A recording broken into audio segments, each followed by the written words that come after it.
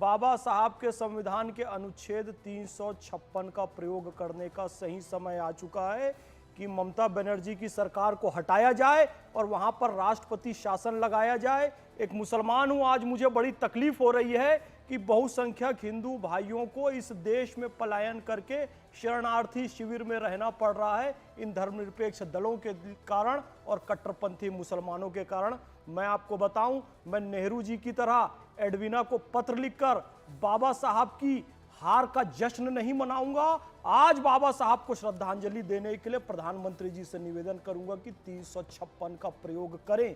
देखिए, कांग्रेस की स्थापना हुई थी 28 दिसंबर 1885 को मुंबई के गोकुलदास तेजपाल संस्कृत महाविद्यालय में 72 सदस्यों की उपस्थिति में व्योमेश चंद्र बनर्जी की अध्यक्षता में और एलन ऑक्टेवियम ह्यूम के मार्गदर्शन में, ह्यूम से लेकर बनर्जी तक, चाहे वो अखिल भारतीय राष्ट्रीय कांग्रेस हो, राष्ट्रवादी कांग्रेस हो, तृणमूल कांग्रेस हो, इनका एक ही चाल चरित्र रहा है कि देश को तोड़ दो। 1919 में कोई मतलब नहीं था हमें तुर्की के खलीफा। जी मोहम्मद फैज साहब, ये एक तस्वीर है, आपको दिखा रही हूँ, ये बिल्कुल लेटेस्ट तस्वीर है। मुझे ये जानकारी मिल रही है मेरे साथियों की तरफ से कि वहां पुलिस की मौजूदगी में हिंसा हुई है। ये 24 परगना की ये तस्वीरें आपके सामने हैं। इस वक्त की बड़ी खबर यह, हिंसक भीड़ ने पुलिस वैन पर तोड़फोड़ की, आगजनी कर दी है।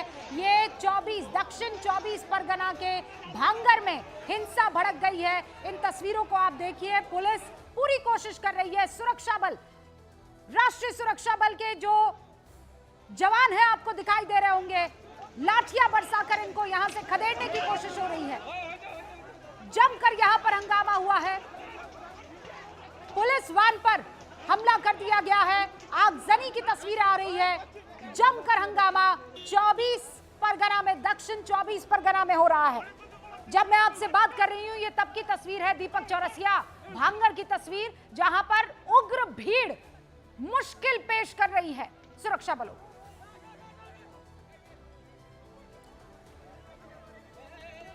बड़ा दुख होता है रूबिका इस बात को देखकर कि जहां पर बहुसंख्यक मुस्लिम हो गए हैं, जैसे मुर्शिदाबाद की अगर बात की जाए तो हिंदू पलायन को मजबूर है। भांगर और आसपास के इलाकों में भी कमोबेश यही देखने को मिल रहा है। अगर देश के बहुतायत हिस्सों में ऐसा हो जाए तो क्या हो, मैं इसी सवाल पर छोड़ता हूं। ये बहुत बड़ी बात आप कह रहे हैं। आशिका हमारे साथ जुड़ चुकी है, मेरी सहयोगी, उनका रुख करते हैं। आशिका, क्या खबर है, ये क्यों अचानक भड़क गई, ये भीड़ कहां से आई, क्यों हिंसा भड़की, क्या हुआ क्या? देखिए, आज आईएसएफ की तरफ से, इंडियन सेक्युलर फ्रंट की तरफ से वक्फ जो बिल है उसके खिलाफ एक विरोध प्रदर्शन कोलकाता में आयोजित किया गया था, जहां पर पुलिस ने हाईवे पर ही इन लोगों को रोक दिया। भांगड़ वो विधानसभा है जहां से नौशाद सिद्दीकी, जो कि एकमात्र विधायक हैं आईएसएफ के, वो आते हैं। भांगड़ से जो लोग आ रहे थे उनको हाईवे पर पुलिस ने रोक दिया। उस दौरान जो तस्वीर देखने को मिली कि लाठी चार्ज हुआ उनके ऊपर, पुलिस ने उनको हटाने के लिए पीछे हटने को कहा, लेकिन जो लोग थे, प्रदर्शनकारी थे, वो पुलिस से भिड़ गए। ये तस्वीर सामने आई। उसके बाद देखिए वहां पर भारी पुलिस बल तैनात था और कई घंटों के से ये लगातार गतिरोध चल रहा था। पुलिस ने हाईवे का एक हिस्सा खाली जरूर करवाया, लेकिन वहां पर प्रदर्शनकारी बने हुए थे। अब जो तस्वीरें सामने आ रही हैं मुर्शिदाबाद जैसी ही लगभग हैं। एक पुलिस की प्रिजन वैन है जिसे देखा जा सकता है, तोड़फोड़ कर उसमें आगजनी की गई है। साथ ही साथ 5 बाइक जो है उनको फूंका गया है। ये तस्वीर फिलहाल भांगड़, जो कि दक्षिण 24 परगना बिल्कुल कोलकाता से सटा हुआ है, बल्कि कोलकाता पुलिस के जुरिस्डिक्शन में भी आता है। तो ठीक वहीं पर आईएसएफ के जो ये कार्यकर्ता आ रहे थे उनको पुलिस ने रोका जब ये गतिरोध शुरू हुआ।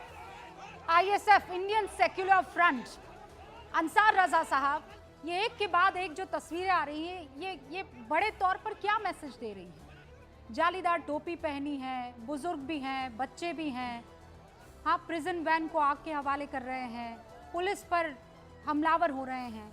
हम क्या मैसेज देने की कोशिश कर रहे हैं?